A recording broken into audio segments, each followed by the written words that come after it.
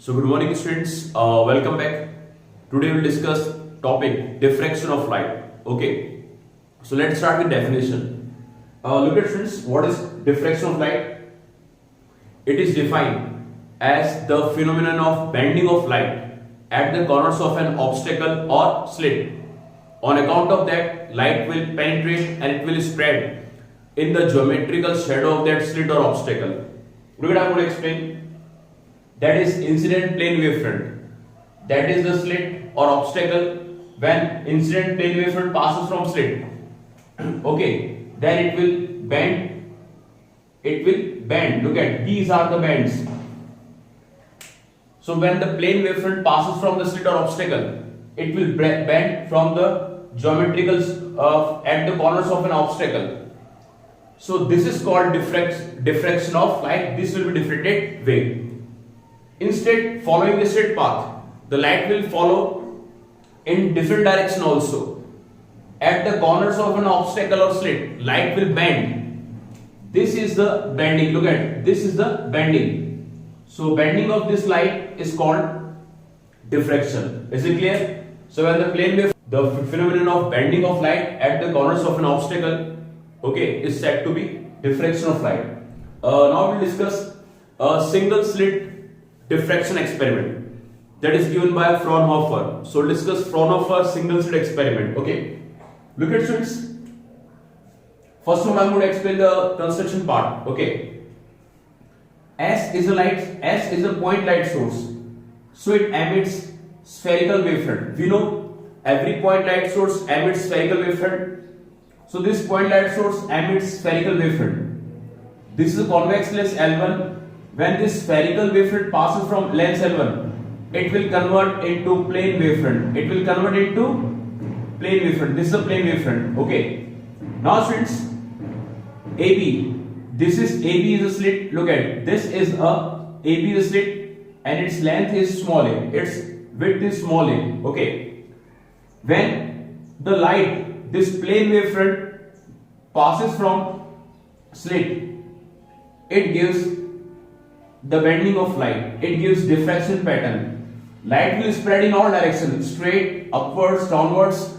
But what we do, students, we'll put another lens, L2 convex lens. It will converge all the light rays at single point on screen. XY is a screen. So the light will converge at the point O, and at the point O we will obtain diffraction pattern. Is it clear? S is a point light source. It emits spherical wavefront. Okay. When it passes from lens L1, it converts into plane wavefront. When this plane wavefront passes from slit, that having the length small a, it will give the bending of light. It will give the bending of light in all direction. But with the help of lens L2, we will converge the light rays on a single point on the screen, XY. So O is the point at which we will obtain diffraction pattern. Is it clear? Now students, look, when we change the position of lens, suppose this angle is theta. Okay, when we change the angle theta, when we change the position of this lens, we obtain another diffraction pattern at point P. Suppose when I change the position of lens either theta, when we change the position of this lens either this angle theta, light will travel, okay, and superimpose at another point at point P on screen. Okay, this we made in order to find path difference. Okay, look at students, I drawn a perpendicular AN. I drawn a perpendicular so that the light passes from this line, this AN, this one, either this line or this, will travel the same path from this line AN. So the light that passes from A and another light passes from B, the light that passes from the point B will travel the extra path BN. The extra path BN. So what is the path difference of the light wave that superimposed at P? That extra path is BA. So we'll find the path difference of the light. How, students? In triangle ABN. In triangle ABN, I'm multiplying sin theta perpendicular by hypotenuse. Look at students, this is base, for theta this is base, and this is perpendicular. Perpendicular works as BN. So I am going to write here BN. Look at this is 90, opposite 90, AN is hypotenuse. For theta this is base. Okay. So BN will be perpendicular. Sin theta is perpendicular by hypotenuse. Opposite 90, AB is hypotenuse. And we know very well, students,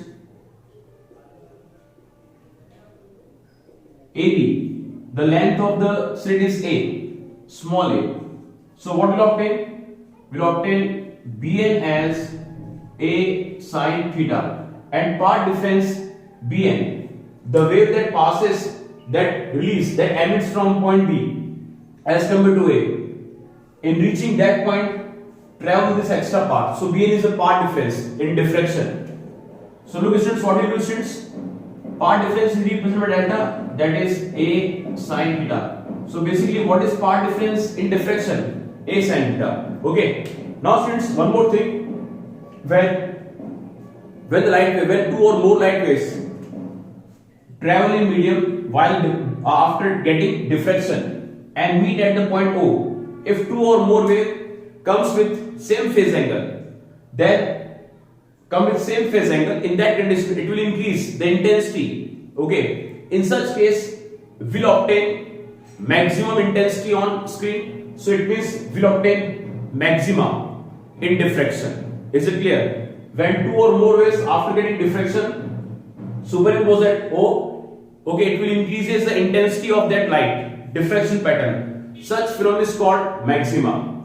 Okay. And suppose when two or more waves come from opposite phase and superimpose at point O, it will distract, it will opposes the intensity of each other. Okay, it will cancel the impact of each other. In that condition, we will obtain diffraction pattern with minimum intensity. That is called central minima. In that condition, we will obtain minimum interference. Look at students. Actually, we did diffraction, we did interference. In interference, two types of interference are there: constructive and destructive.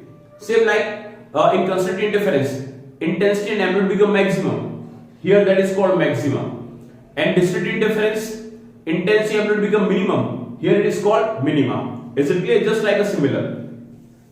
So now students, see one more time. S is a point light source. It emits spherical wavefront. When it passes from lens L1, it gives the plane wavefront. When this plane wavefront passes from slit, it start bending at the corners. Okay, it gives diffraction pattern. With the help of lens L2, we will converse. Okay, all the diffraction pattern at point O. And when two waves come from same phase, when two or more waves comes from same phase angle, okay, it gives maximum intensity. That is called maxima. Okay, when two or more wave after getting diffraction comes from opposite phase angle, it will opposes the phase, it will opposes the impact of each other. Intensity decreases, that is called central minima. Okay students, and this is the path difference in diffraction. The wave that passes, that emits from point B as compared to A, in reaching the point P, travel the extra path Bn. So Bn is the path difference we found by applying sin theta in this triangle, and we got as A sin theta. And look at students, I will tell you the position of central minima and central maxima.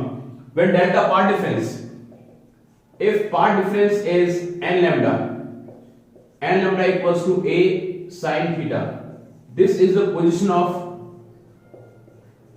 central minima. Okay, where n is what? Where n is 1, 2, 3 and so on. Same like if the path difference is 2n plus 1 lambda by 2, that is the position of central maxima. Okay students, so this is the position of central minima and that is the position of central maxima. One more thing that I will discuss with you. Okay, the graph. When we make the graph, look at students, the graph is about intensity and path difference. We will obtain like such graph. Okay, this is the position of central maxima, and this is the position of central minima. Okay students, so this is a diffraction graph. So this is diffraction, the phenomenon of bending of light at the corners of an obstacle. Okay, and light will spread in all direction in the geometrical state of that obstacle, and that this experiment is given by Fraunhofer single slit experiment in diffraction.